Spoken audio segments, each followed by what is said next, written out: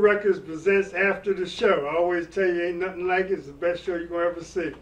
You know, we have such great guests on this show. Today we got somebody that's extremely special. And when I say special, you know exactly what I'm talking about, because he's been inducted into the Walt Hollywood Hall of Fame along with Grandmaster Flash and Grand Wizard DXT is the man who I'm talking about. You know, brother, it's a pleasure to have you on here. Thanks for having me. You know, and also Grand Wizard Theodore, I think, was inducted into the Hall of Fame with you guys. Yeah. It was you, Grandmaster Flash, and Grand Wizard Theodore. You know, and you know, that's amazing because, you know, I think you guys are the only 3 guys I know of that caliber that have even been in the industry. You know,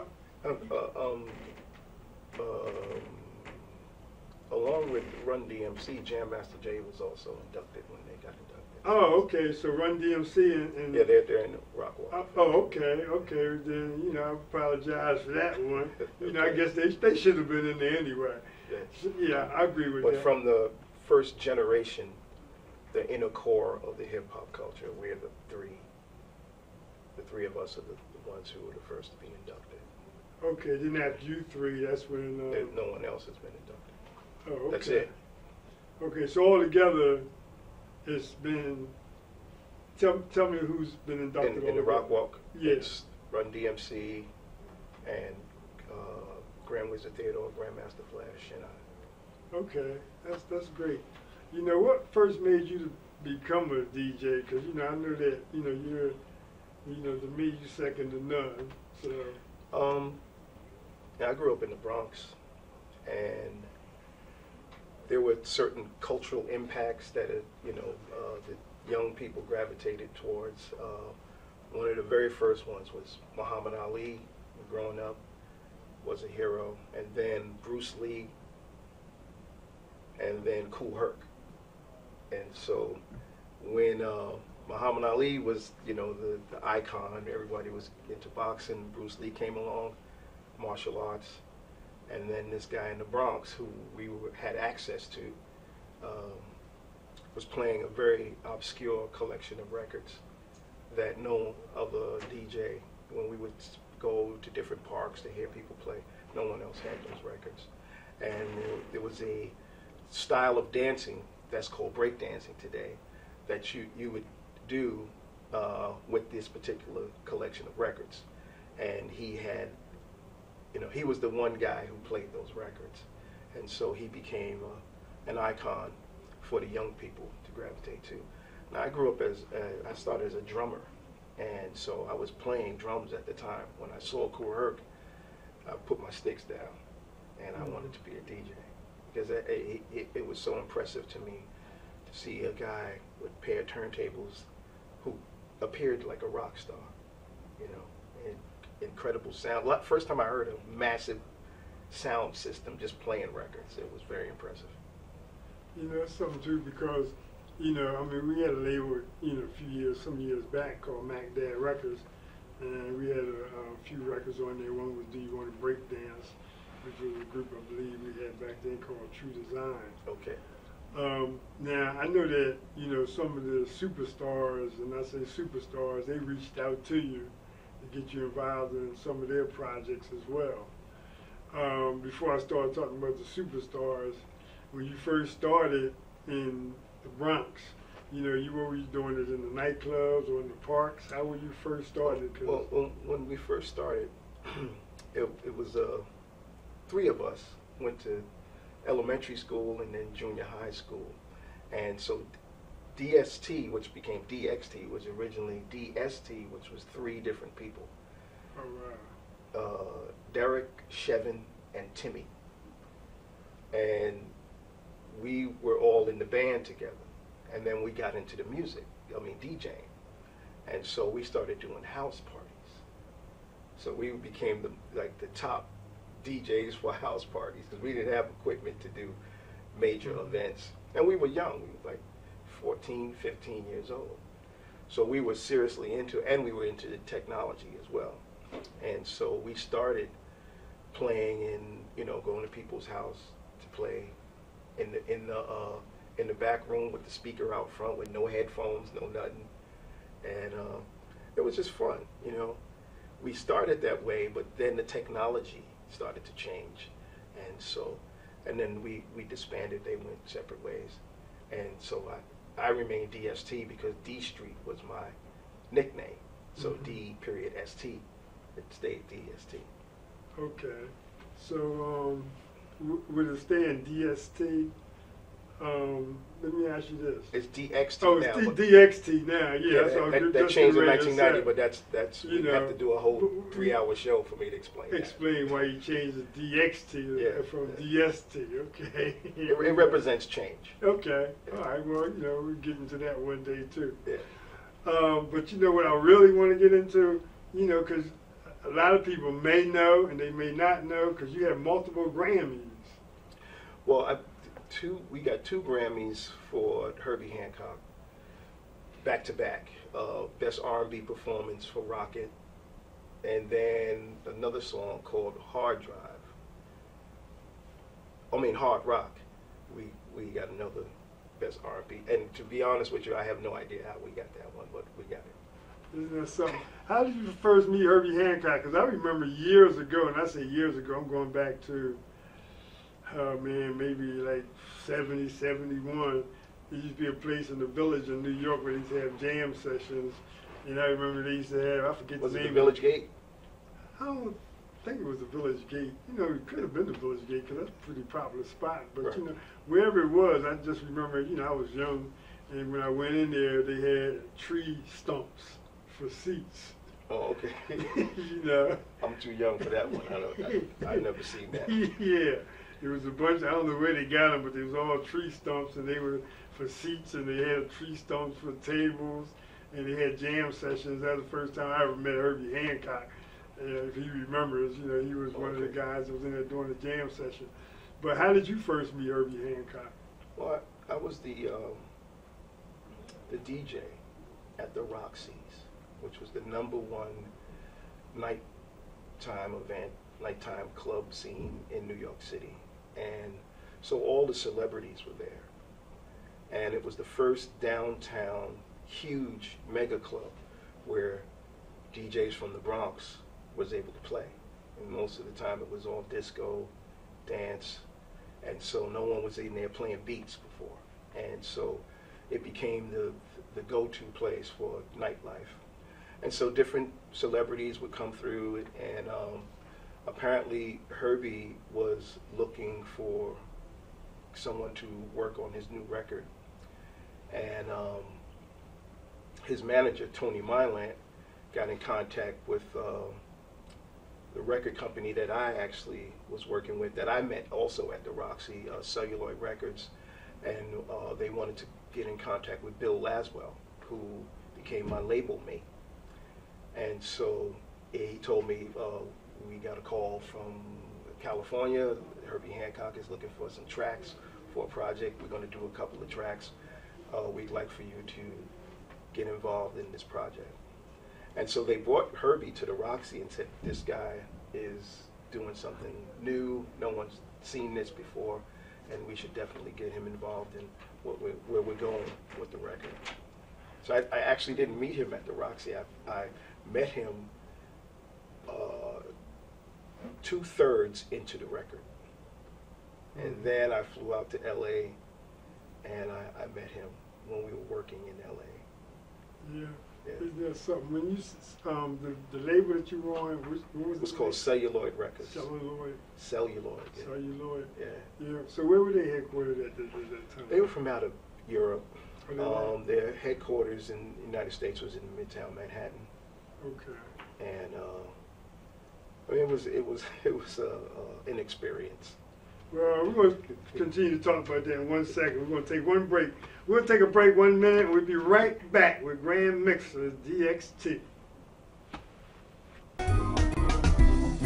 Simply Gents, located in Marlton, New Jersey, takes care of all your grooming needs, including haircuts, straight razor shaves, massages, facial, manicures, pedicures, and waxing.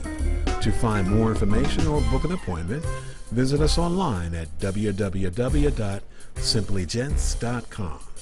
The secret weapon of a well-groomed man, Simply Gents. When it's time for Jersey Mike's to make a really great sub, this is what we do. It's what we've been doing.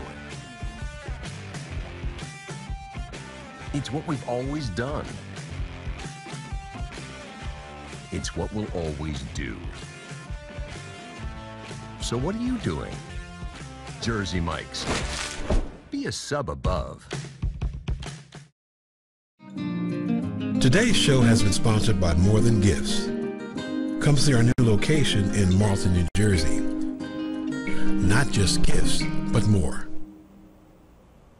Welcome back to Soul Records Presents After the Show. Today with my special guest, Grand Mixer DXT. You know, before we took the break, you know, we were talking about the record label that you were actually on. You said Celluloid Records, which was out of Europe. Yeah, out of Paris. You know, how about that? So how did they wind up getting a hold of you? One day? Again, everything happened at the Roxy. Really? So, you know, I'm up there spinning, and I take a break, and I walk around sometimes. People approach me and say, hey man, we very much interested in working with you on a record project, if you're interested. You know, I grew up in the Bronx, you know, I never traveled anywhere, and they said, we'd like for you to come and spin in Paris. You know, so, you know, I asked my mother if I can go, and she said, okay. I was gone. How long were you in Paris for? Well, the first time I went, I spent a summer there, and I played at a club called the Bandouche on the weekends. And, you know, it was, never got paid that much money to spend for 2 hours, $3,000, you know, that back then. That was a good amount of money for 2 hours, 3 hours. Yeah, so I was good, you know. And I never got that much money playing at my own jams, you know. No so, question. It was a great thing, you know, and it's an experience, you know. I met people, I started traveling and meeting people. Before I got hired by Herbie to play in the Rocket Band, I was part of Material, which was Bill Laswell's group, and so we were touring that group, and so it was strange, interesting, because no one had ever used a turntable as a musical instrument as part of a band ensemble and toured. So it was a very strange time and interesting and groundbreaking. So, you know, that's amazing. And, you know, that, you know, you would be one of the guys or someone that could even do that, you know, because, I mean, it's difficult. When I was in college at Rowan University, it was Glassboro State College, and there was a gentleman that I knew, and, you know, he called himself Mixon, and that's what he did, called himself Mixon, because he came down to the school, and he was mixing the records, and he was trying to be like you.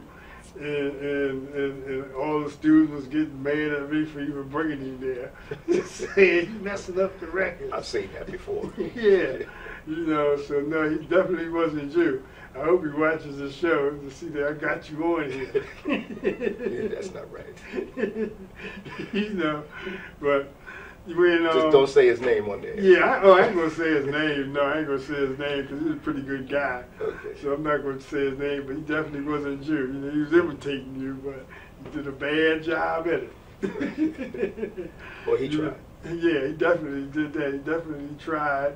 Got all the students at Rowan University angry at me, you know, in a fun way, but they were still cussing me out. Right. You know, when you came back to the States, did like other companies also approach you too, or you know, basically? I found out years later that Clive Davis was trying to sign me, and he was offering the guy, the label I was signed to, Jean Caracos, all kind of money, and he refused. He told me that years later. He said, you know, Clive Davis offered me a lot of money, and I mean, for me. Yeah, because Clive was instrumental in a lot of things. Yeah. Whitney Houston, he was. Well, when I finally met Clive, he was like, "Man, do you know how long I was trying to get in touch with you and get a hold of you?" I said, "Hey, man, it is what it is." Yeah, he didn't want to let You know, you go. my career, my destiny took the path that it was supposed to take. You know, that's a great way to look at it, you know. Yeah. Because, you know, I know Herbie called it good karma anyway. Yeah. You know, So. definitely, you know. But yeah, Clive, yeah, he's done a lot of stuff, you know, with Philadelphia International Records, you know, with Whitney Houston, quite a few absolutely. people, yeah. Because you're from Jersey too, because, you know, I hate to say that all the great ones come from Jersey, because not all the great ones, but, you know, a lot of the great ones, if not most of them. Well, I'm from the Bronx. Oh, you know what? Now, why did I sit and say something like that? I just shot myself in the foot. You're originally from the Bronx, but you're in Jersey, I'm in Jersey now, yeah. Okay. But it's not where you're from, it's where you're at. Okay. Yeah. That's how we'll call All right, it. you know, because I was in New York, too. I was on 76 in Amsterdam. I used to go to Smalls Paradise in Smalls, Harlem yeah. back in the day, you know. I had Boss Man Hall on here recently, John Hall, and he just performed not too long ago at the Cotton Club on 125th Street. Right. So, yeah, but yeah, you're right about that. You know, it's not, you know, where you come from, where you are now. You know, and, you know, I'm just proud to sit and say that you're from Jersey now. But, you know, the Bronx is good. KRS-One, he's from the Bronx. You know, isn't he? I believe. I'm not sure if I should Oh, even. oh, okay. All right. Here's what we'll do. Let me take a break again. We'll get back to that. Yeah, we should go to a break on that one. I'll be right back to Soul Records Presents after the show with my special guest, Grand Mixer DXT.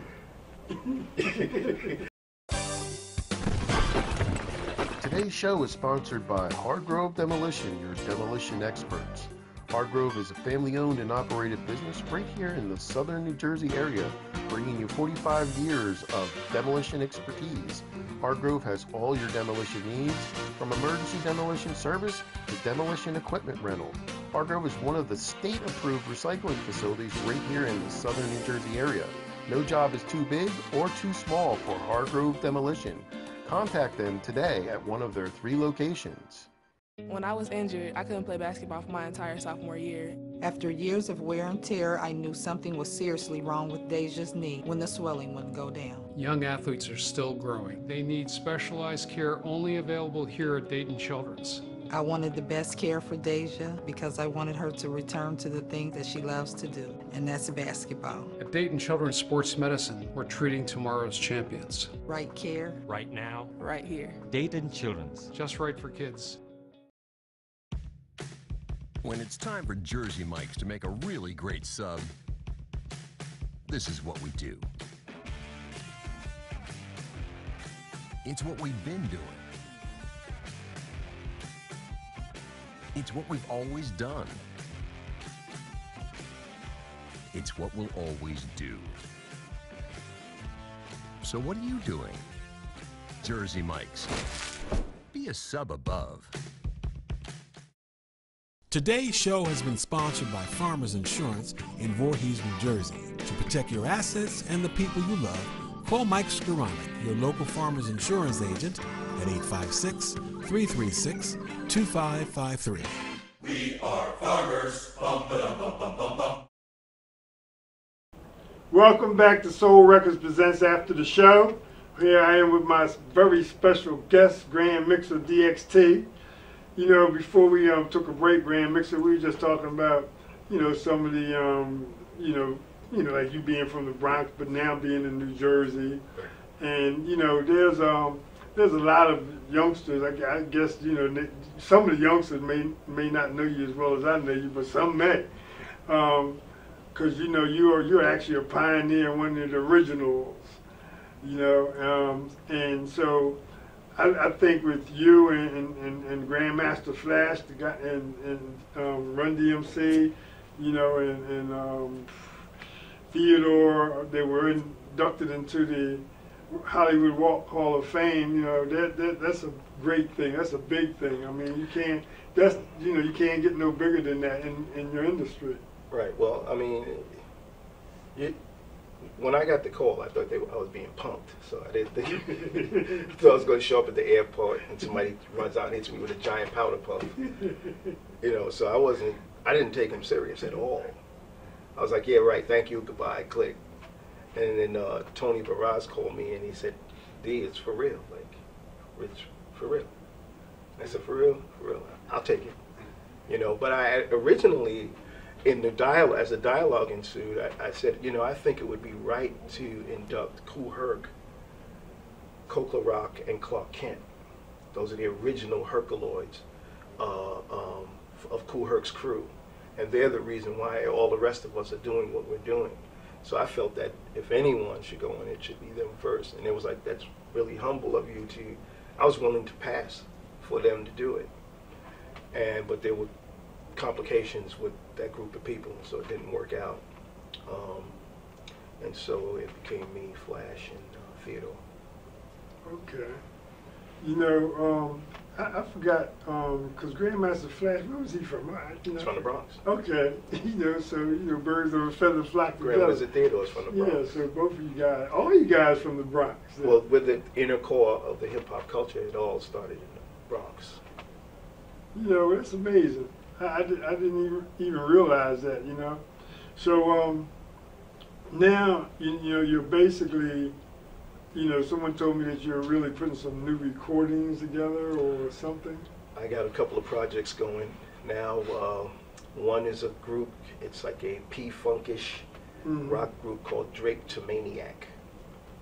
If anyone wants to know what that word means, it's in the dictionary or in the encyclopedia. It's called Drake to Mania. And I'm not going to tell you what it means. You have to look it up, and you'll understand why I consider myself a Drake to Maniac. Okay. Then I'm doing my group, my old hip-hop group called the Infinity Squad. We just changed it now to I Squad, since there's iTunes and iCloud. It's I Squad, and that's my hip-hop stuff. And right now I'm working on one of my experimental projects called Brain Grenade, where it's rhythms, grooves, and interviews. It's interviews and lectures that's scored, and so I'm working on that right now. Okay. Well, here's what we're going to do. I know that we're getting ready to run out of time, and I want everyone to know that, you know, we had a very good interview here with Grand Mixer DXT. So Grand Mixer, if you may just tell the people, you know, that you're working on a project now so they can look out for you later. Yeah, well, actually, I'm in the lab, so I can't be found, but I will find you. Okay, everyone. This is another segment. Make sure you always stay tuned to Soul Records Presents After the Show. And today we had a very special guest with us, which was Grand Mixer DXT. Thank you. Oh, man. All right, thank you. Hey, Keith, want to get a picture with me, you and Grand Mixer?